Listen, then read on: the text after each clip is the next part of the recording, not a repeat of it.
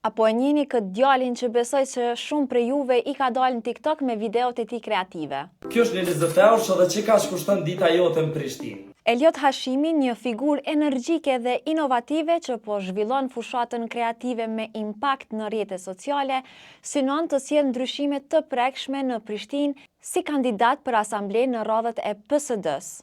Me perspektivin e tij si student në Franklin University në Zvicër, Hashimi ka shpalosur programin e tij për të ringjallur qytetin në 2 pika kryesore. Në gjelbrimin e Prishtinës, duke krijuar më shumë hapësira të gjelbërta për komunitetin, si nismë synon të përmirësoj cilësinë e ajrit, por gjithashtu të ofroj vende kreacioni për banorët e të gjitha moshave.